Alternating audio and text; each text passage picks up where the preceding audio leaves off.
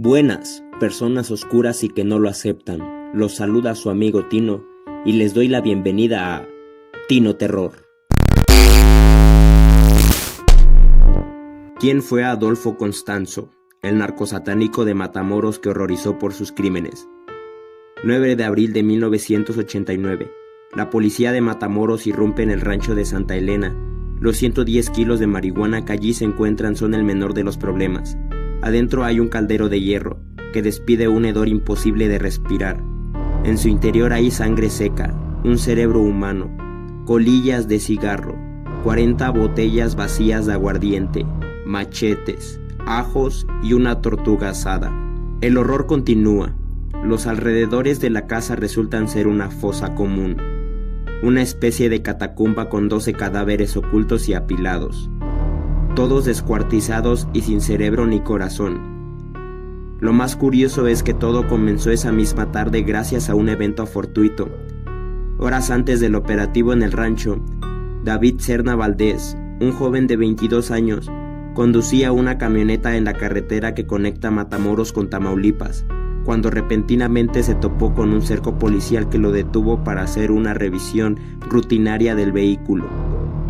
En el interior encontraron restos de marihuana y una pistola calibre 38, motivos suficientes para detenerlo. Luego de unas horas de interrogatorio, confesó que pertenecía a una secta ocultista de magia negra, en la que se mezclaban transacciones de narcotráfico con rituales en los que se sacrificaban inocentes que eran elegidos al azar. Imposible saber si la policía creyó aquellas declaraciones al principio, pero al menos sí fueron lo bastante alarmantes para que se movilizaran de inmediato a la propiedad que le señaló el joven arrestado. Los detenidos en el rancho confesaron a la policía judicial que ellos habían cometido todos esos asesinatos, pero también dijeron que una sola persona había dado las órdenes: Adolfo de Jesús Constanzo, un norteamericano, hijo de refugiados cubanos que practicaban la santería y el palo mayombe, un culto místico de origen afroamericano que se caracteriza por la ausencia total de valores. La vida de Jesús Constanzo fue desde el inicio un vorágine de desequilibrios. Antes de aprender a leer y escribir, su madre le enseñó a robar y a fardear, provocando que a lo largo de su infancia fuera arrestado en múltiples ocasiones junto a su progenitora por crímenes menores como robo y vandalismo. Sin embargo, donde más empeño puso su madre fue en las enseñanzas del culto palo mayombe, pues ella misma se consideraba una sacerdotisa. Ya de adolescente, Constanzo conoció a un sacerdote del mismo culto que lo arropó y le enseñó a enriquecerse vendiendo drogas. En 1980 comenzó a ofrecer sus servicios de mayombero en Miami, pero al poco tiempo decidió trasladarse a la Ciudad de México, donde empezó a tener mucho éxito como lector de cartas de tarot. Los que lo conocieron dijeron que tenía una especie de magnetismo o carisma difícil de explicar. Los rituales de purificación o limpias le dejaban ganancias que iban desde los $8,000 hasta los $40,000 mensuales. Entre sus devotos había jefes del crimen organizado, altos funcionarios, celebridades y agentes de la Policía Judicial Federal. No era extraño que Constanzo como extranjero se moviera en Matamoros, uno de los puntos fronterizos más importantes del país. Pronto estableció allí su culto, a través del cual vendía droga que le proporcionaban sus aliados del narco a cambio de supuesta protección mística. Deseoso de incrementar su popularidad y ganar más poder, comenzó a efectuar sacrificios en sus rituales para darles un toque de sensacionalismo y espectacularidad.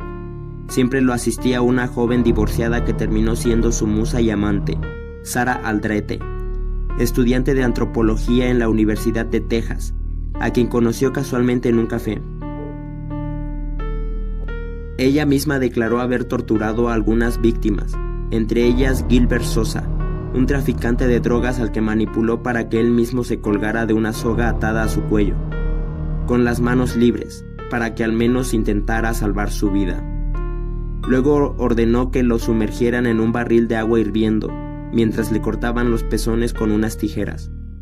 También narró cómo uno de los miembros le cortó el pene a una de sus víctimas y le abrió el pecho para sacarle el corazón mientras seguía vivo. Después de aquellas declaraciones, negó su participación en los rituales y aseguró que Constanzo la había retenido contra su voluntad. Sin embargo, muchos la señalaron como la gran sacerdotisa del culto, que además participaba activamente en todas las sangrientas ceremonias y se encargaba de reclutar nuevos miembros y de promocionar las actividades de la secta. Adolfo explicaba que los ingredientes milagrosos para poner en un caldero eran la sangre y algunos miembros humanos mutilados, de preferencia cerebros de criminales o de locos. Lo ideal era que estos fueran de individuos de raza blanca, porque supuestamente eran más influenciables por el verdugo.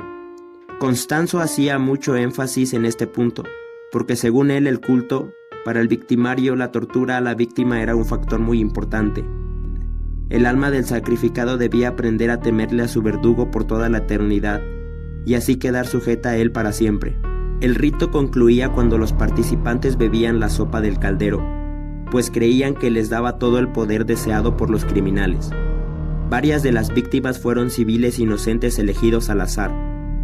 Uno de ellos fue Mark Kilroy, un estudiante norteamericano de medicina que había desaparecido un mes antes que la policía allanara el rancho de Constanzo. Poco después se comprobó que su columna vertebral había sido usada por el líder de la secta como amuleto en forma de corbata. Antes de que la policía llegara al rancho Santa Elena, Constanzo, Adolfo, Sara, Álvaro Valdés, el Dubi y Martín Quintana lograron huir hacia la Ciudad de México, en donde se encontraron con otros discípulos.